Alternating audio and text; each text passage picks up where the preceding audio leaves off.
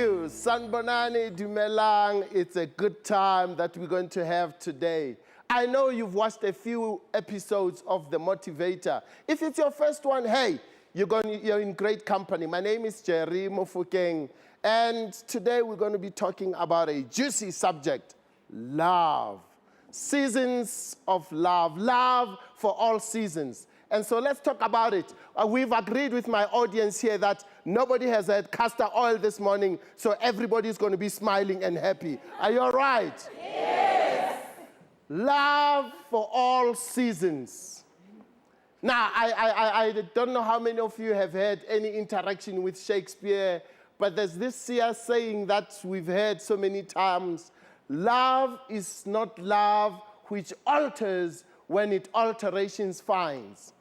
Love is not love which changes when it finds changes. In other words, if it changes when love would not change in these circumstances, then it was not love in the first place. In other words, if I sell you silk pants, and you know that under this weather, under these circumstances, silk pants would not change. If those pants change, then they were not silk in the first place. I hope that makes sense to you. So love is not love which changes when it changes finds, which alters when it alterations finds. And one thing for certain is love will find alterations. That is guaranteed. Seasons. Let's talk about seasons. A year has 4 seasons. Every year without change. If a year did not have 4 seasons, it is not a year. It probably is an extended season. In other words, if you live in summer all the time, you're going to get cold in winter. It does not matter how important the occasion is. I don't know. I've seen some people in winter wearing clothes that says it's summer. And maybe they decided the night before that, hey, I'm going to this wedding, ke batla strepe, ke batla ba bone cleavage, and all those things. But the weather changes the following day, and they do not take cognizance of the weather of the day. And so they are wrongly dressed for the weather, for the season. Now, if you are smart, you know every season comes in its time every year. When you set up your wardrobe and your trunk where you put those clothes that are out of season, you keep rotating them like that because you know how the weather is going to be in that season. So it's your fault if you're wearing wrong, you're eating wrong, you're doing things wrong, because the seasons are the same every year and they come one after the other. So we're talking about love for all seasons. For those of us who read the Bible talks about love hopes all things. Love hopes all things. And here's what it's about. I invite you to come and visit me in Australia. And I send you, or by Twitter or by Facebook, I send you a picture of where you're going. And it's very exciting. You're looking forward to getting to Australia. Now, you're still in Morocco at the time you get the picture. But you begin to live an excited life because you're anticipating a most wonderful place that you're going to be. However, you're not there yet. You're still in Morocco. So before you get there, the hope drives you. The faith drives you. Now, love is the engine that is going to keep you going until you get there. Now, I remember hearing somebody who says, I send you to town, and you call me and say, hey, Papa Jerry, hey, man, it's misty. I don't know how to get to town. And all I say to you is, how far can you see? You say, no, I can see 10 meters. All I say to you is, no, drive 10 meters at a time. Before long, you'll get to town, as long as you know where town is. Am I making sense? You drive 10 meters at a time. And so love is like that. When I tell you today that I am 32 years married, and it's the truth. This year, June, I'm 32 years married. You think, it's not possible. And I don't know if I'll get there. You can get there. What do you need to do? You need to live 1 year at a time, one season at a time. And in no time, you'll get to 32 years. So love hopes all things. And when you hope and you have a picture of where you're going, you will live with all the seasons that you will encounter until you get to where you're going. Now, love in spring. We all know spring is exciting. I remember as a student, there was one poem we did in Afrikaans, October months. The moist months. That's all I remember, skis. But spring is exciting. All of a sudden, everything comes alive. The trees, they're blooming. The vegetation, everything is just so exciting. It is a beginning. It is a renewal. It is everything new, everything revitalized. However, remember, spring comes after winter. And what we must be careful about is this. When you get to spring, you must not carry winter into spring. Some of us have met many young women who say, Mofokeng, never. Simply because you've been disappointed by somebody in your life. And I firmly believe there still are a few good men and women in this world. And you cannot cancel your spring simply because of what you had in your winter. You can't. You can't live your past today because you will not live today for what it is. And you will not be yourself. You will be a shadow of what you were in winter. And so spring is a wonderful time. It's a season of birth, of renewal, when everything is new and spells bliss for all of us. And all our eyes see is beauty. Beauty. And all that we can hope for, all that we can plant and begin to see. You see, in winter, at the beginning of spring, we plant. We don't see the seeds when they are in the soil. We don't see what's happening in the barks of our trees. But in no time, everything comes out of the ground. Everything blooms from the trees without our interference. And that's what it's about. You never know when love will come. You never know how it's going to come. But when it comes, it must find you ready for love. And that is why it's important for all of us, Baesu. I hope you hear me clearly with this. I pray that no one goes desperately hunting for love, because if you do not invest in yourself and you invest in hunting for love, you could end up with the wrong candidate because you're desperate. You see, it's like this thing, Yahori. No, I want to meet somebody, and when we meet each other, we'll go 50-50. No. When you get into a relationship, you yourself must be 100% for yourself. Because a half-sick person plus another half-sick person, you have 100% sick people.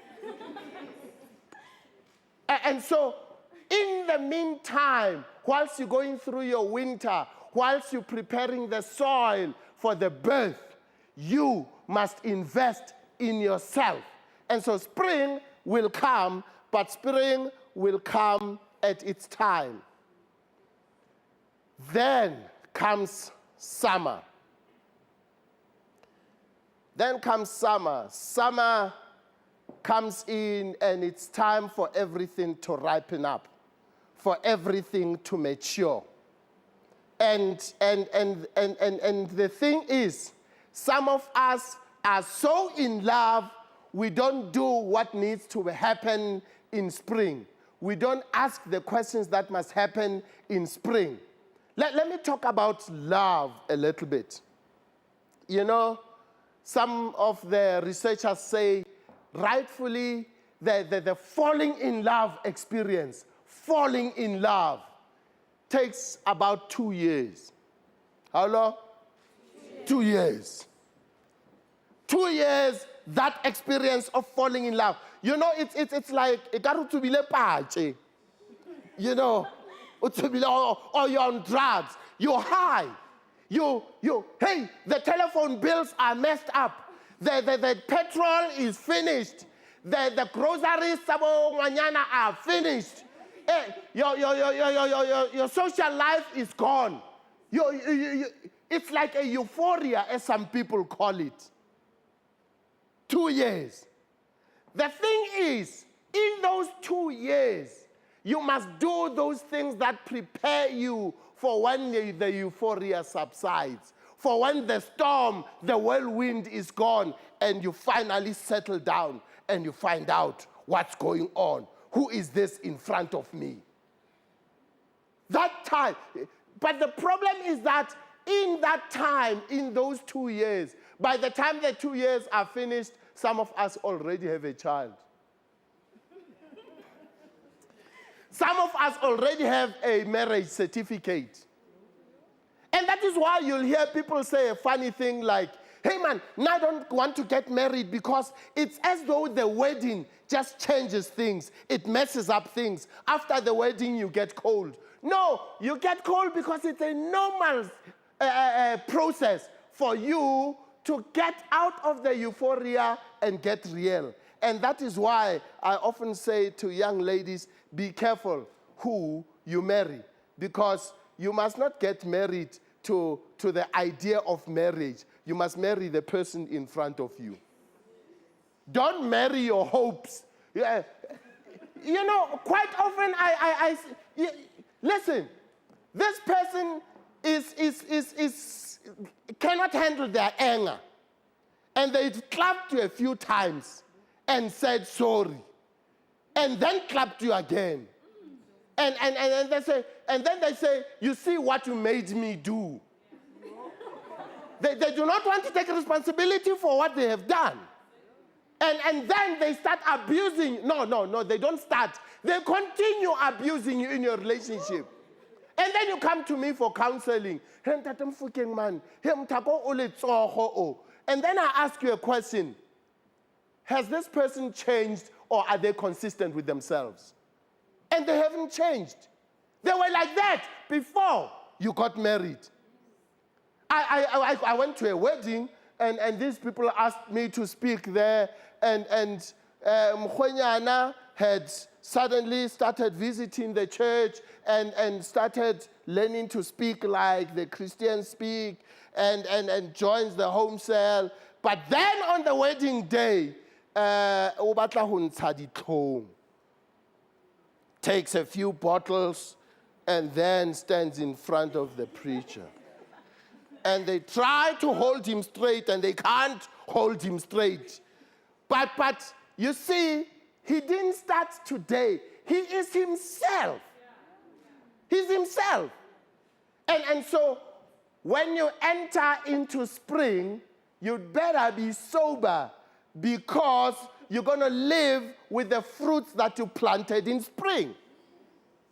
When you start eating fruits in summer, you'll eat the fruits according to the fruit, the breed of fruit that you planted in spring.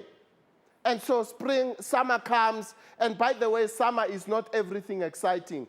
I don't know if you remember this past year, we had all floods everywhere, and the bridges were falling, and the trees were falling, and some kids could not go to school. So it does not mean everything will go according to your plan. You must be realistic. So in spring, you start talking about things that are going to be relevant in summer. And you must be truthful. Hi, Ntate Mofokeng, if I start asking him these questions, let him go. Let him go. Let me make an example. You say to a young man, listen, I want to know after our wedding on Monday, what's our address? Angazi sobona. Kuzobona bani? Amadlozi azobona, ubani ozobona. You must plan for that Monday. If you don't want Mama Zale problems, issues, what have you, and it is up to the young man to take care of that. Because the poor girl cannot come and fix this family. And so you need to get your communication right. You need to plan right. You need to be true to each other. You need to check all the questions about compatibility. You can't check them. You see, you come for premarital counseling 3 months before you get married.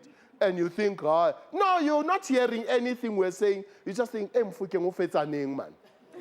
Stop asking me so many questions. So summer comes, and then we have the next season, spring, summer, autumn, and things begin to get a little chilly. And you start needing a vest. And the sun starts going down a little earlier than usual. And suddenly the cracks are beginning to show. This person that always used to be reasonable is no longer so reasonable. You have exhausted all the menus that you are used to cooking.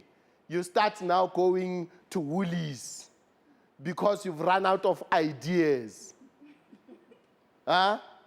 You start losing your temper too. You start going around to those parties that you used to go to before spring. And you start showing your true colors, as they say. Autumn has come. You see, spring was great and summer was great, but now reality must dawn. And we must accept ourselves for who and what we are. And if you think the year is spring and summer, you're in trouble now. Because you must live with the person as they really are. Wahon. You know, they snore at night. And you must get used to that. And this one is a little bit, this man is a little bit of